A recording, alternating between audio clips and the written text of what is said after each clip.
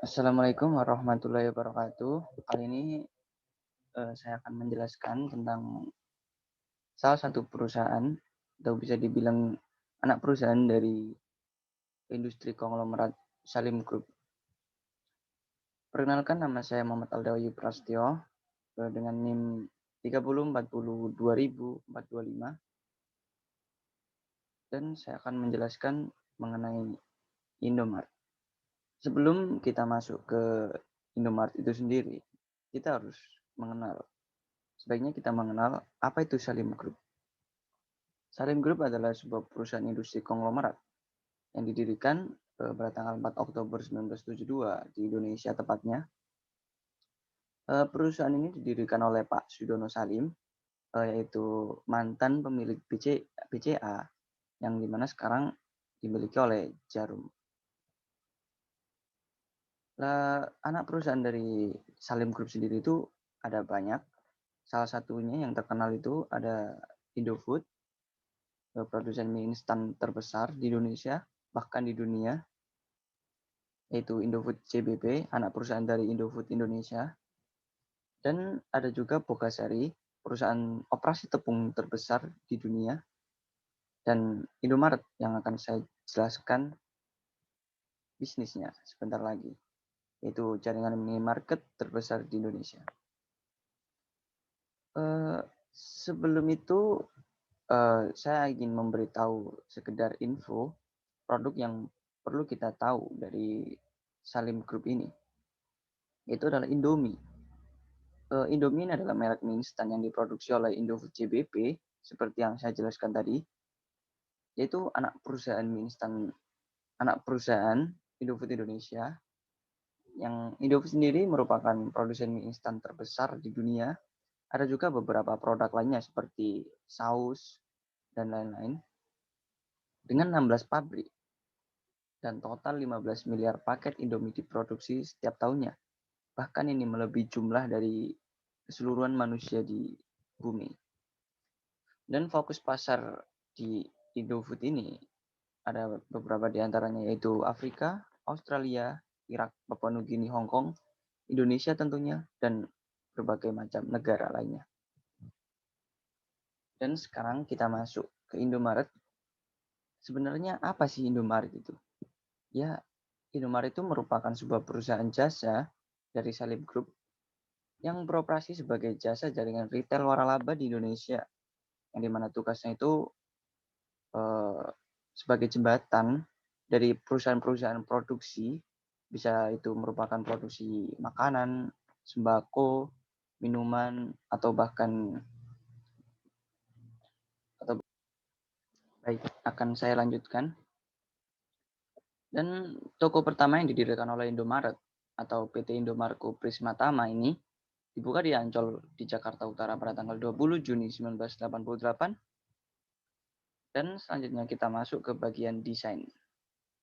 Desain dari Indomaret sendiri ini menurut saya itu lebih tertata rapi gitu ya.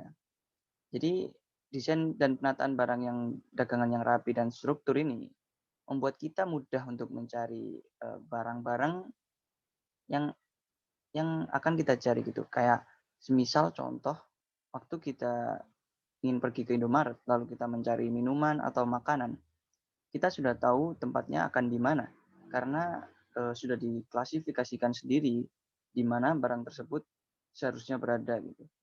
Jadi semisal ada minuman, maka ditempatkan di tempat yang khusus untuk minuman. Begitu juga lainnya seperti sabun, makanan, sembako, dan lain-lain. Jadi membuat customer atau pembelanja seperti kita ini lebih mudah untuk mencari barang-barang tersebut. Selanjutnya ada jasa layanan dari Indomaret.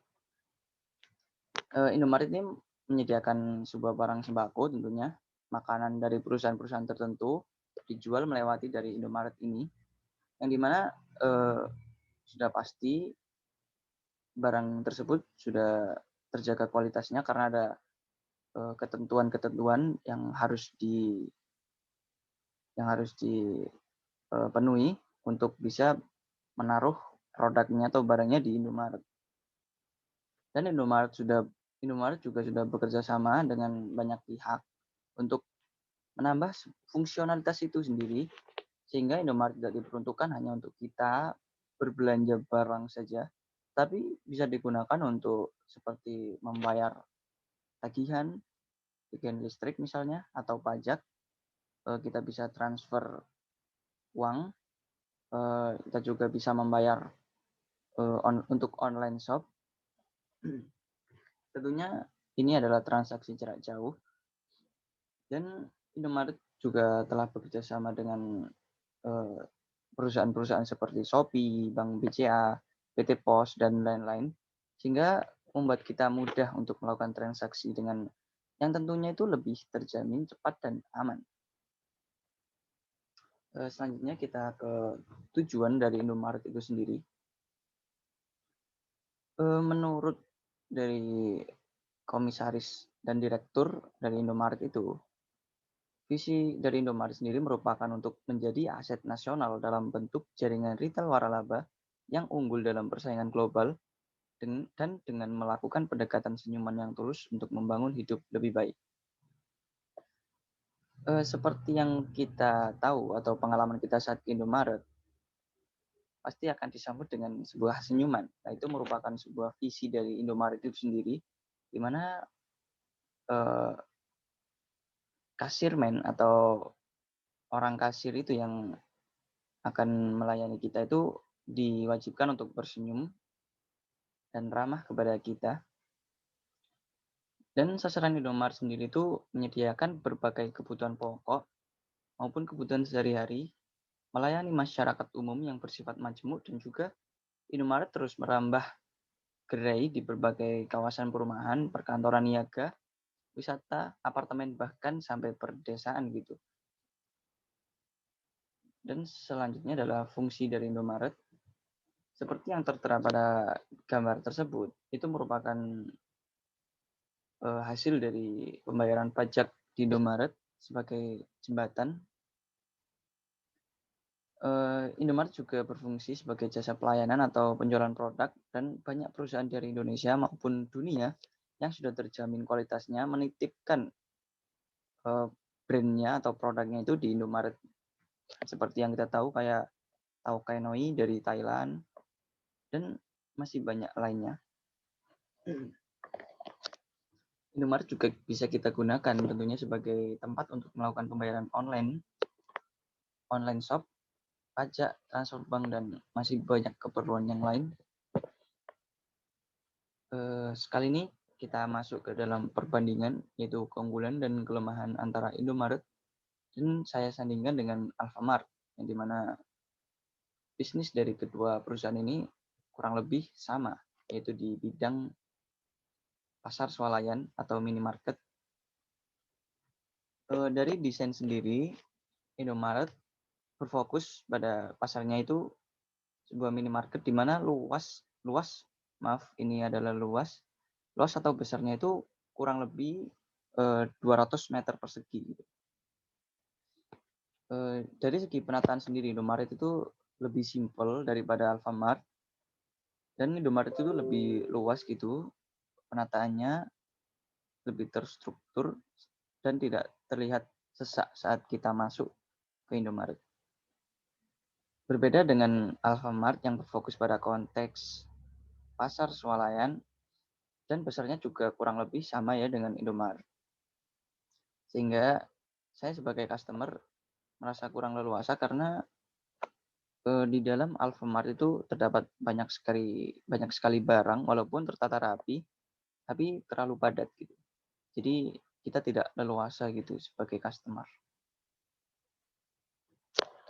Untuk strategi di Indomaret, itu ada strategi yang sudah dipegang selama 30 tahun, yaitu kuncinya itu sudah dikenal, sudah 30 tahun juga brandingnya tentu sudah dikenal. Tapi bagaimana dari generasi ke generasi itu selalu bisa melayani, otomatis akan dikenal. Kalau generasi tua dilayani, kami juga melayani generasi milenial, ujar Wiwi Yusuf, Marketing Direktur Indomaret, pada konten Kamis tanggal 26. Sedangkan Alfamart Strateginya itu perkembangan dunia itu semakin cepat. Jadinya bagaimana kami mendorong inisiatif digital agar tidak ketinggalan dalam dunia retail. Ini adalah masalah transformasi yang harus kami jalankan ke depan. Tambah Rion Alphonse Kaloh, Marketing Director AMRT. Perlu diketahui, strategi Alfamart salah satunya adalah Initial Public Offering atau IPO, yang dimana Alfamart sendiri itu sudah menawarkan sebagian sahamnya ke publik. Itu merupakan salah satu strategi Alfamart untuk bisa ekspansi atau menambah franchise atau menambah toko-tokonya di seluruh penjuru Indonesia. Sedangkan Indomaret belum melakukan hal tersebut. Itu merupakan poin plus menurut saya. Dan selanjutnya kita masuk ke harga.